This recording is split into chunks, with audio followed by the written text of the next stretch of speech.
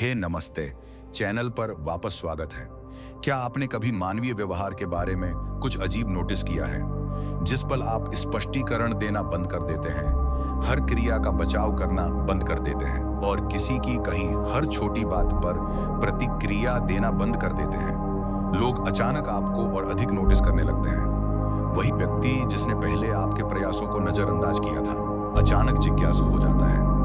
वही व्यक्ति जिसने कभी आपको उकसाने की कोशिश की थी, असहज महसूस करने लगता है जब आप प्रतिक्रिया देना बंद कर देते हैं। ऐसा क्यों होता है? मौन कभी कभी हजार शब्दों से अधिक शक्तिशाली क्यों होता है? इसका उत्तर मानव स्वभाव के एक सरल सत्य में छिपा है। बहुत से लोग आपकी प्रतिक्रियाओं के माध्यम से स्थितियों को नियंत्रित करने के आदी होते हैं। वे आपसे बहस करने की अपेक्षा करते हैं, वे आपसे स्पष्टीकरण की अपेक्षा करते हैं, वे आपसे समझ की तलाश करने की अपेक्षा करते हैं। लेकिन जब आप अचानक वह सब करना बंद कर देते हैं तो पूरी गतिशीलता बदल जाती है। जिस ध्यान पर वे निर्भर थे वह गायब हो जाता है। जो भावनात्मक नियंत्रण उनका कभी आप पर था वह खत्म हो जाता है और उस क्षण में कुछ शक्तिशाली घटित होने लगता है। वे आपके मौन का भार महसूस करने लगते हैं। यह विचार स्टोइक दर्शन में गहराई से समाया हुआ है। स्टोइक्स का मानना था कि सच्ची शक्ति दूसरों को नियंत्रित करने से नहीं आती, यह खुद को नियंत्रित करने से आते हैं। एपिक्टेट्स ने सिखाया कि स्वतंत्रता की ओर पहला कदम यह पहचानना है कि क्या आपके नियंत्रण में है और क्या नहीं। आपकी प्रतिक्रियाएं, आपके विचार और आपका व्यवहार आपके हैं, लेकिन दूसरों की राय, दृष्टिकोण और अहंकार आपके नहीं है। फिर भी बहुत से लोग उन चीजों को ठीक करने की कोशिश में सालों बिता देते हैं जो कभी उनके नियंत्रण में थी नहीं। वे उन लोगों को समझाने की कोशिश करते हैं जो उन्हें समझने से इनकार करते हैं। वे अपने बारे में किए गए हर निर्णय को सही करने की कोशिश करते हैं। वे उन लोगों के साथ बहस जीतने की कोशिश करते हैं जिन्हें सच्चाई में नहीं, बल्कि केवल सही होने में दिलचस्पी है, और धीरे धीरे बिना महसूस किए वे अपनी शांति खो देते हैं। यहीं से मौन की शक्ति शुरू होती है। मौन का अर्थ जीवन से बचना नहीं है, इसका अर्थ है अनावश्यक लड़ाइयों पर अपनी ऊर्जा बर्बाद करने से इनकार करना। जब आप उन लोगों को खुद को स्पष्ट करना बंद कर देते हैं जो आपको गलत समझने के लिए प्रतिबद्ध हैं, तो आप अपने ध्यान और अपनी भावनाओं पर नियंत्रण वापस पा लेते हैं। मार्कस ऑरेलियस ने एक बार खुद को एक शक्तिशाली सत्य की याद दिलाई थी, आपका अपने मन पर अधिकार है, बाहरी घटनाओं पर नहीं। इस बारे में ध्यान से सोचें। आप किसी के अहंकार को नियंत्रित नहीं कर सकते। आप यह नियंत्रित नहीं कर सकते कि वे आपके इरादों की व्याख्या कैसे करते हैं। आप यह नियंत्रित नहीं कर सकते कि वे आपकी सीमाओं का सम्मान करते हैं या नहीं। लेकिन आप एक चीज को नियंत्रित कर सकते हैं जो सब कुछ बदल देती है। आप अपनी प्रतिक्रिया को नियंत्रित कर सकते हैं। जिस पल आप भावनात्मक रूप से प्रतिक्रिया देना बंद कर देते हैं, आप ड्रामे को बढ़ावा देना बंद कर देते हैं। जिस पल आप अंतहीन स्पष्टीकरण देना बंद कर देते हैं, आप लोगों को वह मंच देना बंद कर देते हैं जिसका उपयोग वे आपको चुनौती देने के लिए कर रहे थे। और जिस पल आप आत्मविश्वास के साथ शांत हो जाते हैं, लोग कुछ ऐसा महसूस करने लगते हैं जिसकी उन्होंने उम्मीद नहीं की थी। आपकी प्रतिक्रिया की अनुपस्थिति। इस वीडियो में आप 8 शक्तिशाली स्टोइक सबक सीखेंगे जो आपको इस शांत शक्ति में महारत हासिल करने में मदद करेंगे। ये सबक आपको सिखाएंगे कि अपनी शांति की रक्षा कैसे करें, भावनात्मक अनुशासन कैसे विकसित करें और ऐसा आत्मविश्वास कैसे बनाएं जो किसी की मंजूरी पर निर्भर ना हो। आप सीखेंगे कि कैसे मौन कठिन परिस्थितियों में शक्ति को बदल सकता है, कैसे शांत संयम आपकी ऊर्जा की रक्षा कर सकता है और कैसे मजबूत सीमाएं अंतहीन स्पष्टीकरणों से अधिक प्रभावी ढंग से बोल सकती हैं। यह लोगों को मौन से दंडित करने के बारे में नहीं है, यह खुद का इतना सम्मान करने के बारे में है कि उन लोगों को अपनी ऊर्जा देना बंद कर दें जो इसका दुरुपयोग करते हैं। यह एक ऐसा व्यक्ति बनने के बारे में है जिसकी शांत उपस्थिति बिना आवाज उठाए सम्मान का आदेश देती है। कोई ऐसा व्यक्ति जिसे अपना मूल्य साबित करने के लिए बहस करने की आवश्यकता नहीं है। कोई ऐसा व्यक्ति जिसका अनुशासन उसके मौन को अनदेखा करना असंभव बना देता है। यदि आप वास्तव में इस मानसिकता को समझते हैं तो आपका जीवन उन तरीकों से बदल जाएगा जो अधिकांश लोग कभी अनुभव नहीं करते हैं। क्योंकि जिस क्षण आप अपनी प्रतिक्रियाओं पर महारत हासिल कर लेते हैं, आप भावनात्मक रूप से स्वतंत्र हो जाते हैं और भावनात्मक स्वतंत्रता शक्ति के सबसे शक्तिशाली रूपों में से एक है जो एक इंसान के पास हो सकती है। पहले सबक की ओर बढ़ने से पहले मैं चाहता हूं कि आप आज अपनी मानसिकता के लिए एक टोन सेट करें। यह सिर्फ एक और वीडियो नहीं है, यह आपकी व्यक्तिगत शक्ति की याद दिलाता है। यदि आप अपनी शांति की रक्षा करने और अनावश्यक संघर्ष पर ऊर्जा बर्बाद करना बंद करने के लिए तैयार हैं, तो मैं चाहता हूं कि आप अभी कमेंट्स में ये अफर्मेशन लिखें, my silence carries my power. Point number 1, master the discipline of silence. पहला सबक जो आपको समझना चाहिए वह सरल है लेकिन अत्यंत शक्तिशाली है। मौन एक अनुशासन है। अधिकांश लोग बहुत अधिक बात करते हैं, बहुत तेजी से प्रतिक्रिया करते हैं और बहुत बार अपना बचाव करते हैं। उनका मानना है कि हर टिप्पणी प्रतिक्रिया की हकदार है। उनका मानना है कि हर आलोचना को सुधारा जाना चाहिए। उनका मानना है कि यदि वे शांत रहेंगे तो वे कमजोर दिखाई देंगे। लेकिन यह विश्वास उन्हें संघर्ष और भावनात्मक थकावट के अंतहीन चक्रों में फंसाए रखता है। स्टोइक्स समझते थे कि बुद्धिमत्ता अक्सर संयम से शुरू होती है। एपिक्टेटस ने लोगों को सलाह दी कि वे तभी बोलें जब उनके शब्द मौन को बेहतर बनाते हों। सोचिए कि यह विचार वास्तव में कितना शक्तिशाली है। यदि आपके शब्द किसी स्थिति में स्पष्टता, शांति या सच्चाई नहीं लाते हैं तो बोलना केवल और अधिक भ्रम पैदा कर सकता है।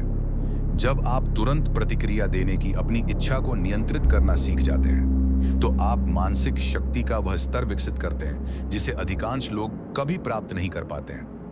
जवाब देने से पहले रुकें। जब कोई ऐसी बात कहता है जो आपको परेशान करती है या आपके अहंकार को चुनौती देती है तो तुरंत उत्तर देने की इच्छा का विरोध करें। एक सांस लें, उस पल को स्थिर होने दें। यह साधारण ठहराव भावना और क्रिया के बीच एक अंतर पैदा करता है और उस अंतर के भीतर आपकी शक्ति निहित है।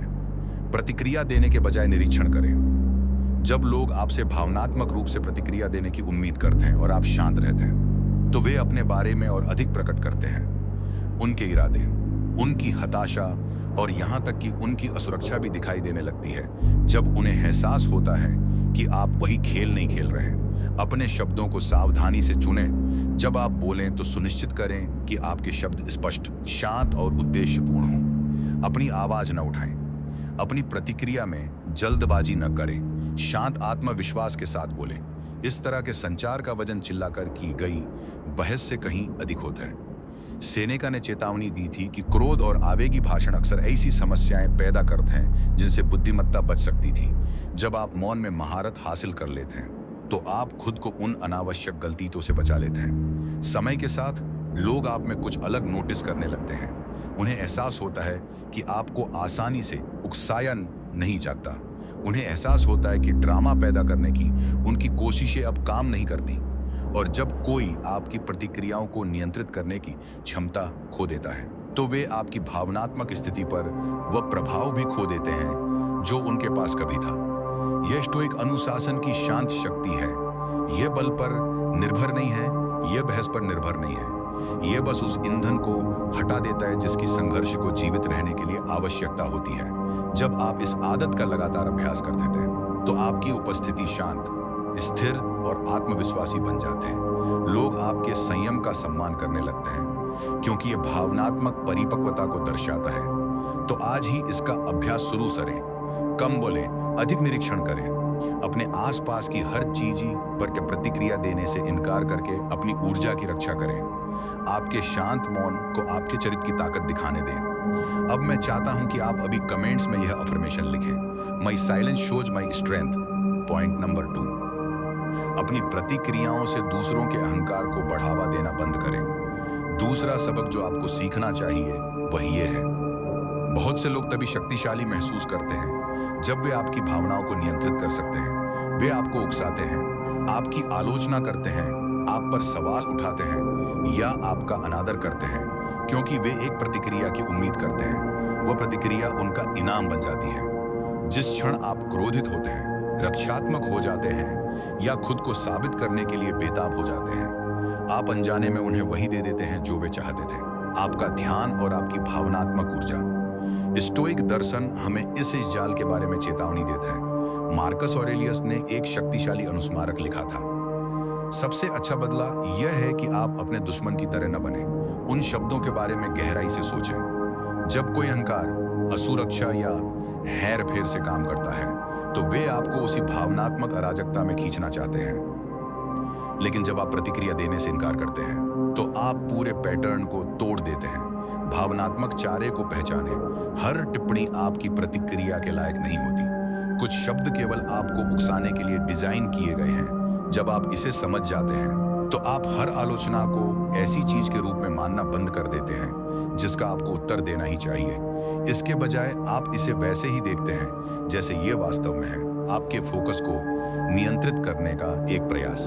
अपनी ऊर्जा को पुनः रिडायरेक्ट करें। बहस करने या खुद को स्पष्ट करने के बजाय अपना ध्यान किसी उत्पादक चीज की ओर लगाएं। अपने लक्ष्यों पर काम करें। अपने कौशल में सुधार करें। अपने अनुशासन को मजबूत करें। जब आप ड्रामे के बजाय विकास में ऊर्जा लगाते हैं तो आप तुरंत अपने जीवन पर नियंत्रण वापस पा लेते हैं। भावनात्मक रूप से तटस्थ रहें। जब कोई आपसे प्रतिक्रिया की उम्मीद करता है और आप शांत रहते हैं तो कुछ दिलचस्प होता है। उनका आत्मविश्वास कमजोर होने लगता है। उन्हें एहसास होता है कि उनकी सामान्य रणनीति अब काम नहीं करती। आपके अहंकार को पोषित करने वाली भावनात्मक प्रतिक्रिया के बिना स्थिति अपनी तीव्रता खो देती है। सेनेका ने एक बार कहा था कि क्रोध यदि नियंत्रित ना किया जाए तो अक्सर उस चोट से अधिक हानिकारक होता है जो इसे उकसाती है। दूसरे शब्दों में, अपनी भावनाओं पर नियंत्रण खोना अक्सर आपको मूल समस्या से अधिक नुकसान पहुंचाता है। इसलिए खुद को संयमित रहने के लिए प्रशिक्षित करें। किसी और के अहंकार के लिए अपनी शांति का त्याग न करें। आपकी शांति आपकी ढाल है। आपका संयम आपका लाभ है। जिस क्षण आप अनावश्यक संघर्ष को बढ़ावा देना बंद कर देते हैं आप उस शक्ति को वापस पा लेते हैं जो कभी आपकी प्रतिक्रियाओं की थी। पॉइंट नंबर 3, अपनी आंतरिक शांति की रक्षा अपनी सबसे बड़ी संपत्ति की तरह करें। तीसरा सबक सरल है लेकिन जीवन बदल देने वाला है। अपनी आंतरिक शांति को किसी मूल्यवान चीज की तरह समझे जिसे हर कीमत पर सुरक्षित रखा जाना चाहिए। बहुत से लोग दूसरों को अपने मानसिक स्थान में स्वतंत्र रूप से चलने और आलोचना, नकारात्मकता और अनावश्यक ड्रामे के साथ अपनी शांति भंग करने की अनुमति देते हैं। वे घंटों तक अपने दिमाग में बहस करते रहते हैं। वे बातचीत को दोहराते हैं। वे पल बीत जाने के बहुत बाद नई प्रतिक्रियाओं की कल्पना करते हैं। धीरे धीरे उनकी शांति उनके बिना ध्यान दिए ही गायब हो जाती है। स्टोइक दर्शन एक अलग दृष्टिकोण सिखाता है। आपका मन आपका क्षेत्र है और आपको सावधानी से इसकी रक्षा करनी चाहिए। सेनेका ने चेतावनी दी थी कि क्रोध जो सबसे बड़ा नुकसान करता है वह स्वयं संघर्ष नहीं है बल्कि वह तरीका है जिससे यह हमारी आंतरिक स्थिरता को नष्ट कर देता है। जब आप किसी के शब्दों को अपने मूड को नियंत्रित करने की अनुमति देते हैं तो आप वो अधिकार सौंप देते हैं जो केवल आपका होना चाहिए। तय करें कि आपकी शांति के साथ कोई समझौता नहीं होगा। हर स्थिति आपकी भावनात्मक भागीदारी के लायक नहीं होती। जब कोई चीज आपके संतुलन को बिगाड़ने की कोशिश करती है तो पीछे हटें और खुद से पूछें कि क्या शामिल होने से वास्तव में आपके जीवन में सुधार होगा। ज्यादातर समय ऐसा नहीं होगा। निरंतर नकारात्मकता के संपर्क को सीमित करें। यदि कुछ बातचीत, वातावरण या लोग बार बार आपकी ऊर्जा खत्म करते हैं तो उन्हें दिए जाने वाले समय और ध्यान को कम करें। दूरी कभी कभी सबसे शक्तिशाली सीमा होती है जिसे आप बना सकते हैं। अपने मन को जल्दी से शांत होने के लिए प्रशिक्षित करें। जब तनाव महसूस हो तो गहरी सांस लें। अपने विचारों को धीमा करें और खुद को याद दिलाएं कि आपकी मानसिक स्थिति आपके कमान में है। एपिक्टेट्स ने सिखाया कि लोग स्वयं घटनाओं से परेशान नहीं होते हैं बल्कि उन घटनाओं के बारे में अपनी राय से परेशान होते हैं। इसका मतलब है कि आपकी प्रतिक्रिया यह निर्धारित करती है कि कोई चीज आपकी शांति चुराती है या नहीं। इसलिए आज ही एक दृढ़ निर्णय लें। अस्थायी स्थितियों को अपनी भावनात्मक दुनिया को नियंत्रित करने की अनुमति न दें। अपनी शांति की रक्षा अपनी सबसे बड़ी संपत्ति की तरह करें क्योंकि कई मायनों में यह वास्तव में है। अब मैं चाहता हूं कि आप कमेंट्स में यह अफर्मेशन लिखें। Peace is my priority. Point number 4, अपने कार्यों को अपने स्पष्टीकरणों से अधिक बोलने दें। चौथा सबक जिसमें आपको महारत हासिल करनी चाहिए वह यह है उन लोगों को अपना चरित्र समझाने में अपना समय बर्बाद करना बंद करें जो आपको गलत समझने के लिए प्रतिबद्ध हैं। कई व्यक्ति अपने द्वारा लिए गए हर फैसले का बचाव करने की निरंतर आवश्यकता महसूस करते हैं। वे अपने इरादों को सही ठहराने, हर अफवाह को स्पष्ट करने और दूसरों द्वारा उन पर लगाए गए हर फैसले को सुधारने की कोशिश करते हैं।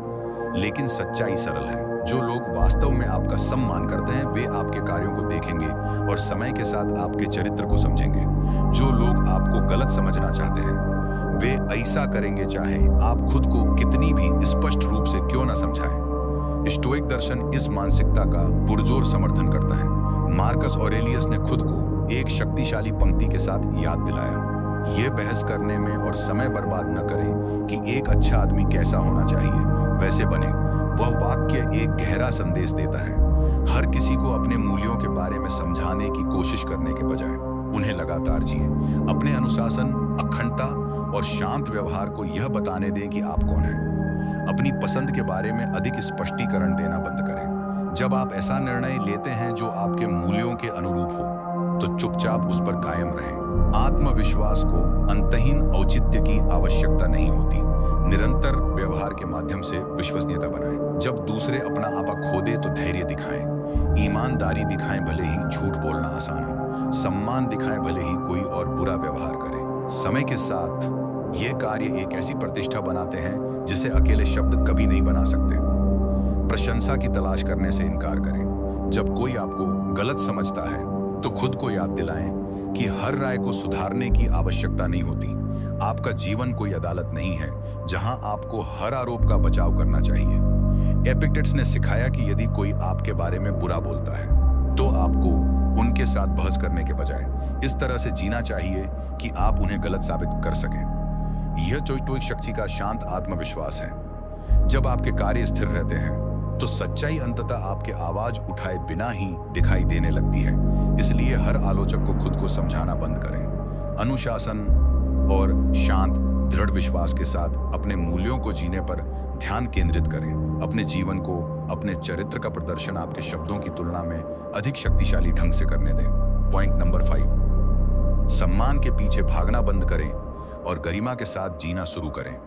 पांचवां सबक जो आपको समझना चाहिए वह शक्तिशाली और मुक्त करने वाला है। सम्मान का पीछा नहीं किया जा सकता। जितना अधिक आप लोगों को अपनी कदर करने के लिए मजबूर करने की कोशिश करते हैं वे सम्मान उतना ही कम वास्तविक होता जाता है। बहुत से लोग दूसरों को अपनी कीमत समझाने की कोशिश में सालों बिता देते हैं। वे बार बार खुद को स्पष्ट करते हैं। वे हर किसी को खुश करने की कोशिश करते हैं। वे संघर्ष से बचने के लिए अपनी सीमाओं का बलिदान देते हैं। लेकिन यह व्यवहार धीरे धीरे उनके आत्मविश्वास को नष्ट कर देते हैं। जब आप लगातार अनुमोदन चाहते हैं तो आप अपना आत्ममूल्य उन लोगों के हाथों में रख देते हैं जो कभी भी वास्तव में आपकी कदर नहीं कर सकते। स्टोइक दर्शन पूरी तरह से अलग दृष्टिकोण सिखाता है। असली ताकत गरिमा से आती है, अनुमोदन से नहीं। एपिक्टेट्स ने अपने छात्रों को याद दिलाया कि यदि आप सुधार करना चाहते हैं तो आपको दूसरों द्वारा मूर्ख या गलत समझे जाने के लिए तैयार रहना चाहिए। इसका मतलब है कि आप उन लोगों की राय के इर्द गिर्द अपना जीवन नहीं बना सकते जो आपके मूल्यों को साझा नहीं करते हैं। केवल दूसरों को सहज महसूस कराने के लिए अपने चरित्र को समायोजित करना बंद करें। जब आपके सिद्धांत स्पष्ट हों तो शांति से उन पर कायम रहें। लोग असहमत हो सकते हैं लेकिन निरंतर समय के साथ शांत सम्मान पैदा करती है। ऐसी स्थितियों से हट जाएं जहां आपको अपने मानकों को कम करने की आवश्यकता हो। आपको बहस करने या ड्रामा करने की जरूरत नहीं है। बस अपनी उपस्थिति वहां चरने की जरूरत नहीं, बस अपनी उपस्थिति वहां से हटा लें और अपनी ऊर्जा कहीं और निवेश करें। इस तरह का शांत अलगाव अंतहीन की तुलना अधिक शक्ति दिखाता है। पहले आत्मसम्मान पर ध्यान दें। जब आप अखंडता, अनुशासन और ईमानदारी के साथ जीते हैं तो आप एक ऐसी नींव बनाते हैं जिसे कोई भी बाहरी राय हिला नहीं सकती। मार्कस ऑरेलियस अक्सर खुद को याद दिलाते थे कि किसी व्यक्ति का असली मूल्य उसके अपने कार्यों से आता है, भीड़ की प्रशंसा या आलोचना से नहीं। जब आप इस सच्चाई को समझ जाते हैं तो कुछ शक्तिशाली होता है। आप प्रशंसा का पीछा करना बंद कर देते हैं। आप अपने मूल्यों के अनुसार जीना शुरू कर देते हैं। और विडंबना यह है कि यही वह समय होता है जब लोग आपका सबसे अधिक सम्मान करना शुरू करते हैं। इसलिए पहचान के लिए भीख मांगना बंद करें, गरिमा के साथ जिएं, अपने मानकों की रक्षा करें और अपने चरित्र को खुद बोलने दें। पॉइंट नंबर 6, संघर्ष के बजाय विकास की ओर अपना ध्यान लगाएं। छठा सबक आपकी ऊर्जा को वापस पाने और उसे ऐसी चीज की ओर मोड़ने के बारे में है जो वास्तव में आपके जीवन को बेहतर बनाती है। बहुत से लोग अंतहीन मानसिक लड़ाइयों में फंस जाते हैं। वे बातचीत को दोहराते हैं, सोचते हैं कि उन्हें क्या कहना चाहिए था और उन तर्कों की कल्पना करते हैं जो शायद कभी होंगे ही नहीं। दिन ब दिन उनका ध्यान प्रगति के बजाय संघर्ष पर केंद्रित रहता है। यह प्रेरणा, रचनात्मकता और भावनात्मक स्थिरता को खत्म कर देता है। स्टोइक दर्शन सिखाता है कि आपके ध्यान को एक मूल्यवान संसाधन की तरह माना जाना चाहिए। आप अपना ध्यान जहां भी केंद्रित करते हैं, आपका जीवन उसी दिशा में बढ़ने लगता है। सेनेका ने चेतावनी दी थी कि जीवन छोटा इसलिए नहीं लगता क्योंकि हमारे पास समय कम है, बल्कि इसलिए लगता है क्योंकि हम इसका बहुत अधिक हिस्सा उन चीजों पर बर्बाद कर देते हैं जो मायने नहीं रखती। जब आप उन लोगों के बारे में सोचने में घंटों बिताते हैं जो आपका अनादर करते हैं, या उन स्थितियों के बारे में जिन्हें आप नियंत्रित नहीं कर सकते, तो आप अपनी सबसे मूल्यवान संपत्ति, अपना समय, दूसरों को दे रहे होते हैं। सचेत रूप से अपना ध्यान पुनः निर्देशित करें। जब आपका मन अनावश्यक संघर्ष की ओर बहकने लगे, तो उस पैटर्न को तुरंत रोक दें। इसके बजाय ऐसी गतिविधि चुनें जो आपको मजबूत बनाए। व्यायाम करें, पढ़ें, कोई नया कौशल सीखें या किसी सार्थक लक्ष्य पर काम करें। दैनिक दिनचर्या बनाएं जो व्यक्तिगत विकास को प्रोत्साहित करे। एक व्यवस्थित दिन भावनात्मक विकर्षणों के लिए कम जगह छोड़ता है। जब आपका शेड्यूल उद्देश्यपूर्ण कार्यों से भरा होता है, तो आप स्वाभाविक रूप से दूसरे लोगों के व्यवहार के बारे में चिंता करने में कम ऊर्जा खर्च करते हैं। अपनी प्रगति को मापें, अपने तर्कों को नहीं। हर दिन खुद से एक सरल प्रश्न पूछें, क्या मैं आज अधिक मजबूत, बुद्धिमान या अधिक अनुशासित बना? यह प्रश्न आपका ध्यान अहंकार की लड़ाई से हटाकर व्यक्तिगत विकास की ओर ले जाता है। मार्कस ऑरेलियस का मानना था कि जीवन का उद्देश्य अपने चरित्र को सुधारना और अपने आसपास की दुनिया में कुछ सार्थक योगदान देना है। जब आप उस मिशन पर ध्यान केंद्रित करते हैं, तो तुच्छ संघर्ष अप्रासंगिक हो जाते हैं। इसलिए अपने दिमाग को अनावश्यक ड्रामे से भरना बंद करें। अपनी ऊर्जा वहां निवेश करें जहां ये ताकत, बुद्धिमत्ता और प्रगति पैदा करें। अब इस मानसिकता को अपने दैनिक व्यवहार में शामिल करें। मैं चाहता हूं कि आप अभी कमेंट्स में ये अफर्मेशन लिखें। My focus builds my future. Point number 7, जो आप नियंत्रित नहीं कर सकती थे, उसे स्वीकार करें और अपने मन को मुक्त करें। 7वें सबक के लिए साहस की आवश्यकता होती है, क्योंकि यह आपसे एक कठिन सच्चाई का सामना करने के लिए कहते हैं। आप दूसरे लोगों को नियंत्रित नहीं कर सकते। आप किसी को अपने इरादों को समझने के लिए मजबूर नहीं कर सकते। आप ये मांग नहीं कर सकते कि दूसरे आपके मूल्यों का सम्मान करें। आप इस बात की गारंटी नहीं दे सकते कि हर कोई आपके साथ उचित व्यवहार करेगा। बहुत से लोग इसलिए पीड़ित होते हैं क्योंकि वे इन चीजों को नियंत्रित करने की कोशिश में सालों बिता देते हैं। वे व्यक्तित्वों को बदलने, दृष्टिकोणों को ठीक करने और अपने प्रति निर्देशित हर नकारात्मक राय को सुधारने का प्रयास करते हैं। यह संघर्ष निरंतर हताशा पैदा करता है, क्योंकि यह ऊर्जा को ऐसी चीज पर केंद्रित करता है जो कभी भी पूरी तरह से आपकी इच्छा का पालन नहीं करेगी। स्टोइक दर्शन एक शक्तिशाली समाधान प्रदान करता है। एपिक्टेट्स ने अपना पूरा दर्शन एक केंद्रीय विचार के इर्द गिर्द बनाया।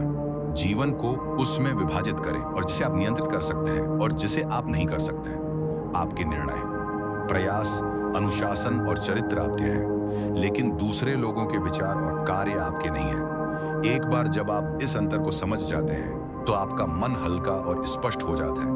उन परिणामों को नियंत्रित करने की आवश्यकता को छोड़ दें जो दूसरे लोगों पर निर्भर करते हैं। ईमानदारी और अखंडता के साथ अपना सर्वश्रेष्ठ प्रयास करें, फिर परिणाम को स्वाभाविक रूप से सामने आने दें। दूसरे लोगों के व्यवहार को अपने मन के भीतर ढोना बंद करें। जब कोई अहंकार, क्रोध या स्वार्थ के साथ कार्य करता है, तो याद रखें कि उनके कार्य उनके चरित्र को दर्शाते हैं, आपके मूल्य को नहीं।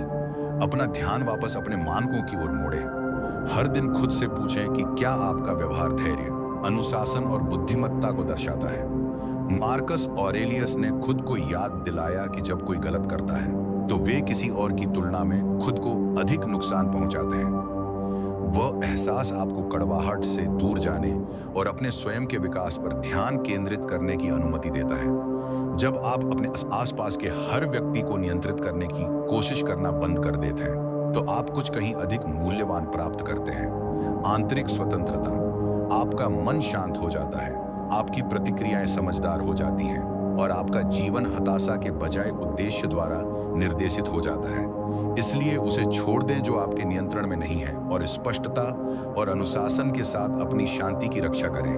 मैं चाहता हूं कि आप अभी कमेंट्स में यह अफर्मेशन लिखें, आई control my mind, not others. Point number 8, समय और मौन को सच्चाई प्रकट करने दें। 8वां सबक स्टोइक शक्ति का अंतिम हथियार है, धैर्य और मौन। जब आप प्रतिक्रिया देना बंद कर देते हैं, स्पष्टीकरण देना बंद कर देते हैं और अनुमोदन का पीछा करना बंद कर देते हैं, तो आप एक ऐसा स्थान बनाते हैं जहां सच्चाई स्वाभाविक रूप से उभरती है। बहुत से लोग अपना बचाव करने, अपने कार्यों को सही ठहराने या बार बार अपने इरादों को स्पष्ट करने की इच्छा का विरोध नहीं कर पाते हैं। वे मानते हैं कि तत्काल प्रतिक्रियाएं ताकत साबित करती हैं। वास्तविकता अलग है। धैर्य और मौन में वह शक्ति होती है जो अक्सर शब्द नहीं दे सकते। जब आप खुद को बहस और अहंकार की लड़ाई के अंतहीन चक्र से हटा लेते हैं, तो आप समय को अपने पक्ष में काम करने की अनुमति देते हैं। स्पष्टीकरण नहीं, बल्कि कार्य दिखाई देने लगते हैं। लोग आपकी निरंतरता, आपकी शांति और आपके अनुशासन को देखने लगते हैं। स्टोइक दर्शन इस सिद्धांत पर जोर देता है। सेनेका ने सिखाया कि समय सच्चाई की खोज करता है और धैर्य संदेह को दूर करता है। इसका मतलब है कि जब आप पीछे हटते हैं और प्रतिक्रिया देने से इनकार करते हैं, तो स्थिति स्वाभाविक रूप से खुलती है, इरादों को उजागर करती है, चरित्र को प्रकट करती है और अक्सर यह प्रदर्शित करती है कि जो लोग आपको चुनौती दे रहे थे वे गलत थे। रणनीतिक मौन अपनाएं। तब तक न बोलें जब तक आपके शब्द उद्देश्यपूर्ण न हो। मौन आत्मविश्वास, परिपक्वता और आत्मनियंत्रण का संचार करता है। समय बीतने पर भरोसा करें। घटनाएं, व्यवहार और कार्य अंततः वह प्रकट कर देते हैं जो स्पष्टीकरण कभी नहीं कर सकते थे। अपनी विरासत बनाने पर ध्यान दें। अपनी शांत उपस्थिति, अनुशासन और निरंतर व्यवहार को अपने मूल्यों का प्रदर्शन शब्दों से कहीं अधिक शक्तिशाली ढंग से करने दें। मार्कस ऑरेलियस ने सलाह दी कि आप यह नियंत्रित नहीं कर सकते कि दूसरे आपकी व्याख्या कैसे करते हैं, लेकिन आप यह नियंत्रित कर सकते हैं कि आप क्या करते हैं, आप कैसे कार्य करते हैं और आप अपनी अखंडता को कैसे बनाए रखते हैं। समय, मौन और अपने निरंतर कार्यों को बहस या औचित्य से अधिक जोर से बोलने दें। अब जब आपने इन 8 शक्तिशाली स्टोइक सबकों को सीख लिया है, तो उन्हें अभ्यास में लाने का समय आ गया है। हर उकसावे पर प्रतिक्रिया देना बंद करें, खुद को बहुत अधिक स्पष्ट करना बंद करें और उन लोगों को अपनी ऊर्जा देना बंद करें जो इसकी कदर नहीं करते। आपकी शक्ति आपकी शांति, आपके अनुशासन और आपकी आंतरिक शांति की रक्षा करने की आपकी क्षमता में निहित है। जब आप मौन में महारत हासिल कर लेते हैं, जब आप संघर्ष के बजाय विकास पर ध्यान केंद्रित करते हैं, जब आप अपने कार्यों को अपने शब्दों से अधिक बोलने देते हैं, तो आप अपने जीवन पर नियंत्रण वापस पा लेते हैं। याद रखें, दूसरों की राय और अहंकार को ढोना आपका काम नहीं है, लेकिन आपकी पसंद, आपका चरित्र और आपकी मानसिकता केवल आपकी है।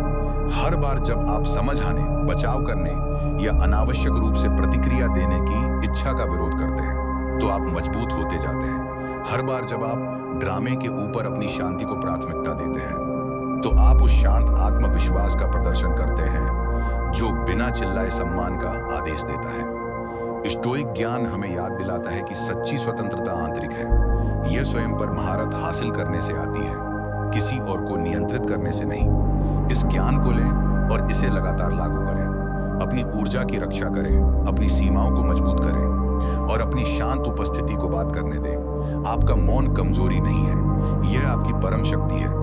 यदि आप अनुशासन और स्पष्टता के इस स्तर के साथ जीने के लिए तैयार हैं, तो इसे दैनिक अभ्यास बनाएं, इसके प्रति प्रतिबद्ध हों और अपने जीवन को बदलते हुए देखें। यदि इस वीडियो ने आपको प्रेरित किया है, तो अभी कार्रवाई करें, इन सबको को लागू करें, अपनी शांति की रक्षा करें और अपने मन, अपनी भावनाओं और अपने जीवन पर महारत हासिल करने के बारे में अधिक मार्गदर्शन के लिए इस चैनल को सब्सक्राइब करें। आपकी ताकत आपके भीतर है। आपने उस खालीपन का सामना कड़वाहट के साथ नहीं, बल्कि एक उग्र और कांपते हुए साहस के साथ किया, जिसने कहा, मैं इसे खुद को नष्ट नहीं करने दूंगा। ठीक होना उनके बारे में होना बंद हो गया और आप बारे में शुरू हो गया, अपनी कहानी को वापस पाने के बारे में। खुद को उस व्यक्ति को दिल देने के लिए माफ करने के बारे में जिसे उसे संभालना नहीं आता था। यह विश्वास करने के बारे में कि आपका मूल्य कभी किसी और की उसे पहचानने की क्षमता से बंधा नहीं था। आप समझ गए कि क्लोजर कोई ऐसी चीज है नहीं ये जो दूसरा व्यक्ति आपको देता है। जब आप चीज है और कि आपको प्यार करने की तब अक्षमता को अपना भविष्य परिभाषित करने देने से इनकार कर देते हैं। उन्होंने सोचा था कि उनका अपराध बोध आपको अतीत से बांधे रखेगा, लेकिन इसके बजाय उनकी अनुपस्थिति वह मिट्टी बन गई जहां आपकी जड़ें और मजबूत हुई। उनका मौन आपके जागने के लिए बैकग्राउंड शोर बन गया। जो उन्होंने तोड़ा उसका सामना करने में उनकी कायरता ने केवल उस चीज का सामना करने में आपकी बहादुरी को उजागर किया जिसे उन्होंने छोड़ दिया था। आपको एहसास हुआ कि आपको उस व्यक्ति से माफी की जरूरत नहीं है जो आपको तब निरंतरता भी नहीं दे सका जब आप इसके सबसे अधिक हकदार थे। आपने खुद को वह माफी दी जिसे मांगने के लिए वे बहुत स्वार्थी थे। आपने अपना क्लोजर खुद लिखा और आप आगे बढ़े, इसलिए नहीं कि उन्होंने इसे आसान बना दिया था, बल्कि इसलिए क्योंकि आपने आखिरकार तय कर लिया था कि आप उस व्यक्ति के लिए खून बहाना बंद कर चुके हैं जिसने उन जख्मों पर गौर तक नहीं किया जो उसने दिए थे। और ऐसा करके आपने वह शक्ति वापस पा ली जिसे उन्होंने सोचा था कि वे बंधक बना सकते हैं। वे उम्मीद कर रहे थे कि आप उनके सत्यापन के बिना बिखर जाएंगे। वे उम्मीद कर रहे थे कि आप अपने ठीक होने को तब तक रोक देंगे जब तक वे अपना अपराध बोध शांत करने के लिए तैयार न हो। लेकिन आपने कुछ बहुत बड़ा साबित कर दिया कि आपका ठीक होना, आपका विकास, आपकी पूर्णता यह कभी उनके हाथ में नहीं थी। यह हमेशा खूबसूरती से और उग्रता से आपकी थी। पॉइंट नंबर 3, उन्होंने सोचा था कि आप हमेशा लगभग पर्याप्त रहेंगे। उन्होंने आपको अनिश्चितता की स्थिति में लटकाए रखा, किसी दिन और लगभग के वादे दिखाते हुए आपको जरूरत महसूस कराने के लिए पर्याप्त करीब रखना, लेकिन सच्ची प्रतिबद्धता से बचने के लिए पर्याप्त दूर। आप वह व्यक्ति थे जिसका सहारा वे तब लेते थे जब अकेलापन महसूस होता था, वह जिसे वे तब फोन करते थे जब जीवन बहुत भारी लगता था, वह आत्मा जिससे वे तब बात करते थे जब कोई और समझता हुआ नहीं दिखता था। लेकिन जब आपको पूरी तरह से चुनने का समय आया, बिना डर या झिझक के असली प्यार की रोशनी में खड़े होने का, तो वे हिचकिचाए। उन्होंने आपकी रोशनी देखी, लेकिन उसे अपनाने के बजाय उन्होंने उस एक आरामदायक चमक तक धीमा कर दिया जिसे वे नियंत्रित कर सके। आप लगभग वह सब कुछ थे जिसे वे चाहने का दावा करते थे। लगभग सही व्यक्ति, लगभग सही समय, अपना पूरा दिल लगाने के लिए लगभग पर्याप्त। लेकिन प्यार लगभग की दुनिया में नहीं पनपता। इसके लिए साहस, उपस्थिति और सब कुछ दांव पर लगाने के लिए तैयार दिल की जरूरत होती है। आप इसलिए गायब नहीं हुए क्योंकि आप में किसी चीज की कमी थी, आप इसलिए गायब हुए क्योंकि आपको एहसास हुआ कि आप उस व्यक्ति के लिए बहुत ज्यादा थे जो केवल आपके टुकड़े चाहता था। कोई ऐसा व्यक्ति जो उस गहराई, वफादारी और समर्पण को स्वीकार करने के लिए तैयार नहीं था जो आप दे रहे थे। और मार्कस ऑरेलियस ने एक बार कहा था, यह बहस करने में और समय बर्बाद ना करें कि एक अच्छा आदमी कैसा होना चाहिए, वैसे बने। आपको एहसास हुआ कि अब आप अपनी कीमती ऊर्जा उस व्यक्ति को अपनों उस प्यार के स्तर पर भी नहीं मिल सकता था जिसे देने के लिए आप तैयार थे। आपने उनसे बदलने की मांग नहीं की, आपने उनसे रुकने की भीख नहीं मांगी। आपने बस खुद को चुना, गुस्से में नहीं, बल्कि इस अटूट ज्ञान के साथ कि असली प्यार आपसे कभी लगभग की छाया में बैठने के लिए नहीं कहेगा। और अब आपकी अनुपस्थिति के सन्नाटे में वे इसे महसूस करते हैं, वे उस पूर्णता को महसूस करते हैं जो आप लाए थे। जिस तरह से आपने उनके जीवन के उन खाली स्थानों को भरा जिनके बारे में उन्हें पता भी नहीं था कि वे खाली हैं। वे अपनी अनिर्णयता के भार को अपने ऊपर इस तरह महसूस करते हैं जिससे वे बच नहीं सकते। उन्होंने सोचा था कि आप हमेशा वहीं रहेंगे, धैर्यपूर्वक इंतजार करेंगे, ध्यान के टुकड़ों और अस्पष्ट वादों पर समझौता करने के लिए तैयार रहेंगे। लेकिन वे गलत थे। आप कभी लगभग पर्याप्त नहीं थे, आप हमेशा पर्याप्त से अधिक थे। उनके पास बस उसे देखने की दृष्टि और उसका मुकाबला करने की ताकत नहीं थी। अब वे अकेले बैठे हैं, इस एहसास से परेशान हैं कि लगभग सिर्फ एक छोटी सी गलती नहीं थी, यह सबसे बड़ा नुकसान था जिसे वे ढोएंगे। और जहां तक आपकी बात है, अब आप किसी के द्वारा आपका मूल्य देखने का इंतजार नहीं करते, आप इसे जीते हैं, आप इसे महसूस करते हैं, आप इसे फैलाते हैं, क्योंकि जो असली होते हैं वे आपको लगभग पर्याप्त महसूस नहीं कराते। वे तुरंत आपके मूल्य को पहचान लेते हैं और वे बिना किसी हिचकिचाहट के वहां आपसे मिलने के लिए ऊपर उठते हैं। पॉइंट नंबर 4, उन्हें विश्वास नहीं था कि आप दर्द से उबर जाएंगे। उन्होंने सोचा था कि दर्द आपका अंत होगा, कि यह आपको आपके उस संस्करण से बांधे रखेगा जो टूटा हुआ, ठगा हुआ और मरम्मत से परे घायल था। उनके मन में उन्होंने मान लिया था कि आप उस पल में थम जाएंगे जब उन्होंने आपको छोड़ा था, पुराने संवादों को दोहराने, पुराने संदेशों को बार बार पढ़ने और एक अलग अंत की कामना करने के चक्र में फंसे हुए। उन्होंने कल्पना की थी कि आप आधे धड़कते दिल के साथ जी रहे होंगे, कड़वाहट और दुख में फंसे हुए, उनके बिना आगे बढ़ने में असमर्थ। लेकिन उन्होंने उस शांत शक्ति को कम आंका जो दर्द में होती है, क्योंकि दर्द जब साहस के साथ सामना किया जाए तो नष्ट नहीं करता, ये निखारता है, यह मजबूत बनाता है, यह ऊपर उठाता है। दिल टूटने को अपना जीवन परिभाषित करने देने के बजाय आपने इसे अपने परिवर्तन के लिए एक उत्प्रेरक बनाने का फैसला किया।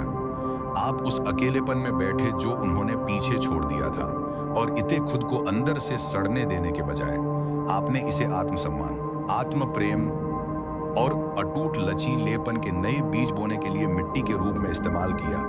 हर बिना सोई रात जो आपने सहन की, हर आंसू जिसने चुपचाप आपके चेहरे पर घाटियां बनाई, अंधेरे में फुसफुसाई गई हर प्रार्थना, वे कमजोरी के संकेत नहीं थे, वे आपको और अधिक मजबूत, बुद्धिमान और शक्तिशाली बनाने वाली आग थे। आप सिर्फ मलबे से आगे नहीं बढ़े, आपने खुद को कुछ लुभावनी चीज में बदल लिया। और सेनेका ने एक बार कहा था, ऐसा नहीं है कि हमें छोटा जीवन दिया गया है, बल्कि हम इसे बर्बाद करके छोटा बना देते हैं। आप समझ गए थे कि दिल टूटने के दर्द में अंतहीन डूबे रहना केवल आपके पास मौजूद कीमती समय को छीन लेगा, और इसलिए आपने अपनी इकलौती जिंदगी उस व्यक्ति के शोक में बर्बाद करने से इनकार कर दिया जिसने जाने का फैसला किया। आपने अपनी पीड़ा को कला में, अपने कष्ट को बुद्धिमत्ता में, अपने निशानों को कवच में बदल दिया। आप मलबे से ऊपर उठे, दर्द के बावजूद नहीं, बल्कि उसी के कारण। और अब वही व्यक्ति जिसने सोचा था कि आप उनकी अनुपस्थिति में डूब जाएंगे, आपके उस संस्करण को देखकर अवाक रह गया है जो उभर कर सामने आया है। एक ऐसा संस्करण जिसे वे अब पहचानते नहीं हैं, एक ऐसा संस्करण जहां तक वे अब पहुंच नहीं सकते। वे इसे आपकी आंखों में, आपकी चाल में, आपकी आत्मा की शांति में देखते हैं। आप न केवल रिश्ते से बड़े हुए, बल्कि उस पूरी दुनिया से बड़े हुए जिसने आपको छोटा बनाए रखा था। आप किसी ऐसे व्यक्ति के रूप में विकसित हुए जो क्लोजर का पीछा नहीं करता, प्यार की भीख नहीं मांगता, यादों के बोझ के नीचे नहीं बिखरता। आपको उनकी माफी, उनकी गलती स्वीकार करने या उनके विकल्पों को समझाने की जरूरत नहीं है, क्योंकि आपने पहले ही खुद को कुछ कहीं अधिक मूल्यवान दे दिया है, स्वतंत्रता। और जैसे ही वे आपको इतनी दूरी से देखते हैं जिसे वे पार नहीं कर सकते, वे एक ऐसी सच्चाई का सामना करने के लिए मजबूर हो जाते हैं जो किसी भी विदाई से ज्यादा गहरी चोट करती है, कि जिस दर्द के बारे में उन्होंने सोचा था कि वह आपको पंगु बना देगा, वही चीज आपकी मुक्ति का कारण बनी। और आप सिर्फ जीवित नहीं बचे, आप ऊपर उठ गए। आप वह उत्कृष्ट कृति बन गए जिसे उन्होंने सोचा था कि उन्होंने नष्ट कर दिया है।